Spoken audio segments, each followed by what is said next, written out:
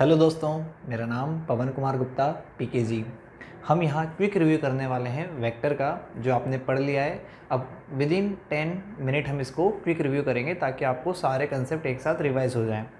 Vector basically क्या होता है? एक ऐसी क्वांटिटी जिसमें वैल्यू भी हो, डायरेक्शन भी हो, साथ के साथ वो वेक्टर रूल्स को भी फॉलो करे। वेक्टर एडिशन मल्टीप्लिकेशन के जो रूल्स होते हैं ना, उनको भी वो फॉलो करे। तो वेक्टर एडिशन के रूल्स को फॉलो करना चाहिए, जिसको हम वेक्टर एल्जेब्रा बोल देंगे, है ना। तो must follow rules of vector algebra and value direction होनी चाहिए। वैल्यू को हम रिप्रेजेंट करते हैं मैग्नीट्यूड से। डायरेक्शन का मतलब होता है यूनिट वेक्टर, जिसको हम इस तरह से शो करते हैं। इसको बोलते हैं A cap, this is magnitude. Unit vector जो एक्स वाई जेड से रिलेटेड होते हैं, एक्स का होता है आई केप, वाई का जे केप, जेड का के केप। माइनस एक्स का माइनस आई, माइनस वाई का माइनस जे, माइनस जेड का माइनस के। कंपोनेंट का एक रूल क्या होता है? जब आप वेक्टर के दो कंपोनेंट करते हो तो दोनों परपेंडिकुलर कंपोनेंट में एक कॉस थीटा होता है, एक साइन थीटा होता है। तो रूल क्या है? जिस एक्सिस के साथ एंगल बन रहा है वो कंपोनेंट में कॉस थीटा आएगा। यहाँ एंगल वेक्टर का एक्स एक्सिस के साथ बन रहा है तो एक्स कंपोनेंट कॉस थीटा आ जाएगा। अगर एंगल वाई एक्सिस के साथ बने तो वाई कंपोनेंट कॉस थीटा आ जाएगा। तो ध्यान रखना, जिस एक्सिस के साथ एंगल बनता है उस कंपोनेंट में कॉस आता है, और दूसरा परपेंडिकुलर कंपोनेंट जो बचा वो साइन थीटा में आ जाता है ऑटोमेटिकली। ठीक है, तो एक्स वेक्टर को कंपोनेंट के फॉर्म में कैसे लिखेंगे? X component i cap direction में, इसलिए A x i cap. Y component j cap direction में, इसलिए A y j cap. Magnitude कैसे निकालेंगे? ये formula root of x square plus y square. Direction निकालने के दो तरीके, या तो यूनिट वेक्टर की टर्म्स में निकाल दो या फिर एंगल की टर्म्स में निकाल दो। यूनिट वेक्टर क्या होता है? वेक्टर अगर ये है तो इस मॉड को डिवाइड कर दो, तो A vector divide by value, vector divide by value, इससे यूनिट वेक्टर आ जाएगा। एंगल्स बताना हो, जैसे मान लो एक्स एक्सिस से एंगल बताना है, तो टेन थीटा क्या हो जाएगा? ये ए वाई और ये ए एक्स, तो टेन थीटा एक्स क्या हो जाएगा? A Y by x. अगर वाई एक्सिस से एंगल बताना है तो ये हो जाएगा ए एक्स और ये हो जाएगा ए वाई। तो वाई एक्सिस से एंगल क्या हो जाएगा? A x by A y. Simple trigonometry यहाँ काम में ली है। इस तरह से हमने वेक्टर के कंपोनेंट भी सीख लिए। दोस्तों, इसी में आता है हमारा 3D वेक्टर वाला पार्ट, जिस वेक्टर के तीनों डायरेक्शन में कंपोनेंट हो, एक्स डायरेक्शन में भी, वाई डायरेक्शन में भी और जेड डायरेक्शन में भी। तो इस तरह से रिप्रेजेंट करेंगे। तीसरा कंपोनेंट और ऐड करना है। मैंने मान लिया एक्स एक्सिस से एंगल अल्फा, वाई से बीटा, जेड से गामा। तो कंपोनेंट क्या हो जाएंगे? रूल वही है, जिस एक्सिस से एंगल गिवन हो उस कंपोनेंट में कॉस आता है। तो ए एक्स क्या हो जाएगा? ए कॉस अल्फा। ए वाई क्या हो जाएगा? ए कॉस बीटा। ए जेड हो जाएगा ए कॉस गामा। सॉरी, मैंने अल्फा लिख दिया यहाँ पे, ए कॉस गामा, है ना। तो इस केस में तीनों कंपोनेंट आ जाएंगे। मैग्नीट्यूड कैसे निकालोगे? वही बेसिक फॉर्मूला मैग्नीट्यूड का। ठीक है, तीन कंपोनेंट इसलिए तीनों कंपोनेंट का स्क्वायर करके जोड़ देना।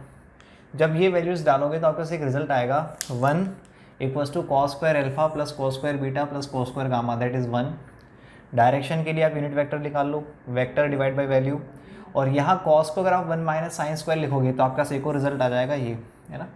ये दोनों रिजल्ट आप याद रख सकते हो। ठीक है, तो ये 3D वेक्टर का बिल्कुल आसान सा कंसेप्ट है। वहाँ दो कंपोनेंट थे, यहाँ तीन कंपोनेंट हैं। इसी में हमारे पास आता है इक्वल वेक्टर। इक्वल वेक्टर क्या होता है? इसमें वैल्यू और डायरेक्शन दोनों सेम हो, तो ए और बी अगर इक्वल है तो उनकी वैल्यू भी सेम होगी और डायरेक्शन भी सेम होगी। अपोजिट वेक्टर, इक्वल में डायरेक्शन सेम होती है लेकिन अपोजिट में डायरेक्शन अपोजिट होती है, इसीलिए अपोजिट बोलते हैं। Value same but direction opposite. तो ए और बी अगर आपस में अपोजिट वेक्टर है तो हम माइनस के साथ लिखेंगे, मतलब value same but direction opposite. जो बी का यूनिट वेक्टर है वो ए के जस्ट अपोजिट है ना। मतलब एक का अगर आई केप है तो दूसरे का माइनस आई केप। दोस्तों, अब आता है कि वेक्टर कब चेंज होता है। वेक्टर देखो कब चेंज होगा, जब उसकी आप वैल्यू को चेंज कर देते हो तो वैल्यू चेंज होगी तो वेक्टर चेंज होगा, डायरेक्शन चेंज होगी तो वेक्टर चेंज होगा, या दोनों ही चेंज कर दो तो फिर वेक्टर चेंज होता है। ठीक है, वेक्टर कब चेंज नहीं होता है? Does not change.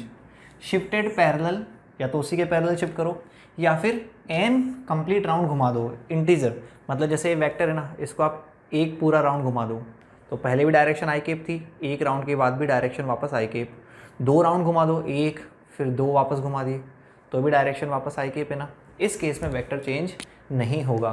ठीक है, तो शिफ्टेड पैरेलल का मतलब क्या होता है? जैसे मान लो ये वेक्टर ऐसे है, आप इसकी वैल्यू को चेंज किए बिना और डायरेक्शन को चेंज किए बिना अगर आप इसको रोटेट करते हो, शिफ्ट करते हो, जैसे आपने इधर शिफ्ट कर दिया या आप इधर शिफ्ट कर देते हो, तो देखो मैंने इसको उठा के सिंपल यहाँ से उठा के यहाँ रख दिया, यहाँ से उठा के यहाँ रख दिया, तो इस केस में ध्यान रखना वेक्टर चेंज नहीं होगा, क्योंकि ना तो वैल्यू चेंज की मैंने ना डायरेक्शन चेंज की, है ना। दोस्तों, अगला आता है एंगल बिटवीन वेक्टर फाइंड करना। एंगल बिटवीन वेक्टर कैसे फाइंड करेंगे? सबसे पहले टेल्स ऑफ वेक्टर को ज्वाइन कर दो, वेक्टर की टेल को ज्वाइन करो आपस में, फिर जो एंगल है वो मेजर कर लो। जैसे यहाँ पे दोनों वेक्टर की टेल ज्वाइन की हुई है ना, तो इसका अंदर जो एंगल है एक्चुअली वही एंगल बिटवीन वेक्टर है, लेकिन यहाँ पे एक की टेल के साथ दूसरे का हेड है, तो ये जो 60 वो हमारा आंसर नहीं है। अब आपको क्या करना है, इसको पैरेलल शिफ्ट करना, तो बी को पैरेलल शिफ्ट कर दूँ तो कोई फ़र्क नहीं पड़ेगा ना, पैरेलल शिफ्ट करने पे वेक्टर चेंज नहीं होता, ये अगर बी है तो ये भी बी है।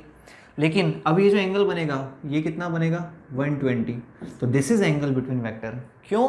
क्योंकि इस केस में दोनों की टेल ज्वाइन हुई है। तो ध्यान रखना ये डायग्राम कन्फ्यूजिंग है, पहले आपको पैरेलल शिफ्ट करना पड़ेगा ताकि दोनों की टेल ज्वाइन हो जाए।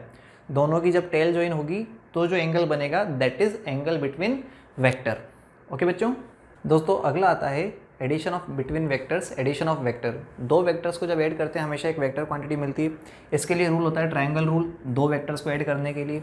सपोज मुझे ए और बी को ऐड करना है, तो रूल क्या होता है, फर्स्ट जो वेक्टर है ए प्लस बी कर रहे हो, तो जो फर्स्ट वेक्टर उसको अरेंज करो, उसके हेड पे दूसरे वेक्टर को अरेंज करो, मतलब ए के हेड पे बी को अरेंज करना है एज इट इज़, यहाँ से उठा के पैरेलल शिफ्ट कर दिया बस।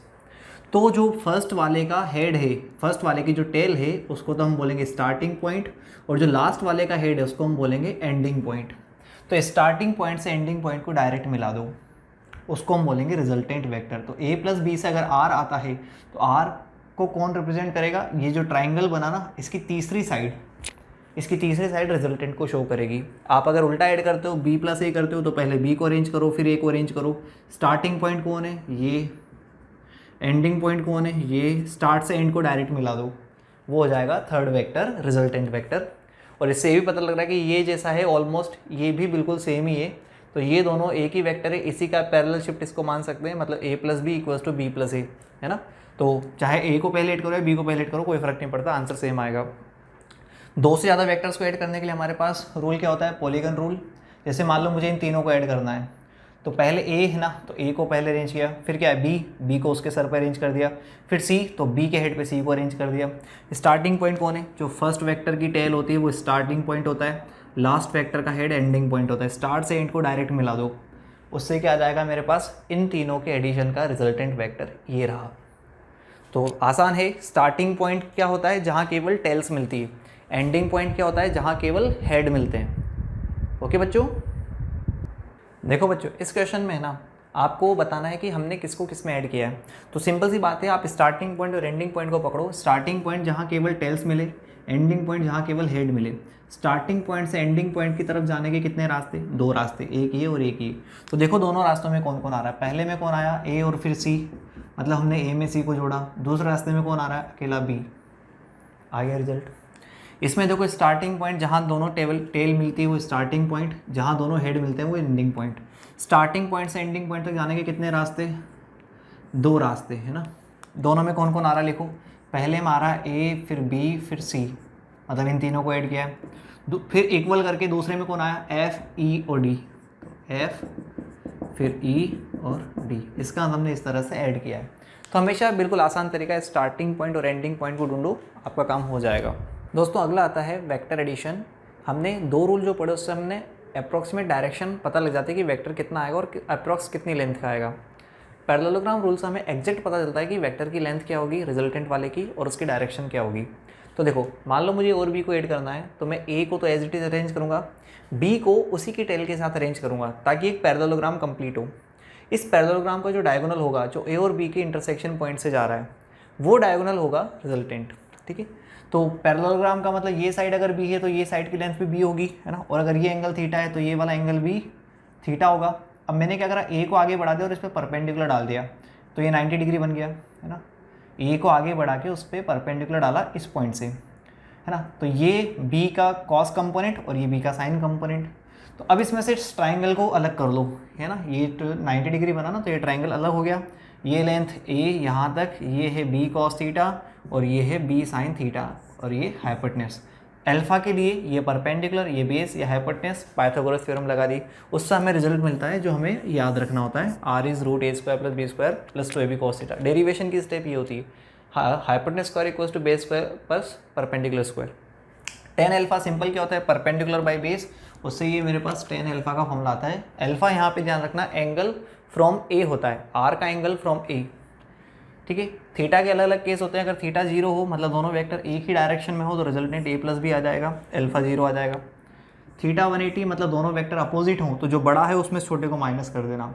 इसका मतलब है कि अगर a बड़ा हो तो a माइनस बी और b बड़ा हो तो b माइनस ए बड़ा होगा तो एंगल अल्फा आएगा 0 आएगा, और अगर b बड़ा होगा तो अल्फा 180 आएगा, मतलब रिजल्टेंट b की तरफ आ जाएगा। फिर इन केस अगर b बड़ा है तो 90 के केस में रूट ए square plus B square cos 90 0 हो जाएगा। तो अल्फा क्या आ जाएगा tan इनवर्स b बाई ए, और दोनों की वैल्यू अगर इक्वल हो, दो वेक्टर इक्वल वैल्यू के हों तो उस केस में r आता है 2a cos थीटा बाई 2 और अल्फा आता है बीचों बीच, मतलब दो इक्वल वेक्टर का रिजल्टेंट उनके एकदम बीच से निकलता है ना। तो ये बिल्कुल बेसिक फॉर्मूला आपको याद रखने हैं। दोस्तों अगला आता है वेक्टर सब्सट्रैक्शन। वेक्टर सब्सट्रैक्शन में सपोज़ हमें a में से b को माइनस करना है, तो a में से b को माइनस करने को हम ऐसे सोच सकते हैं कि हमें a में माइनस b को ऐड करना है, माइनस प्लस मिलके वापस माइनस आएगा।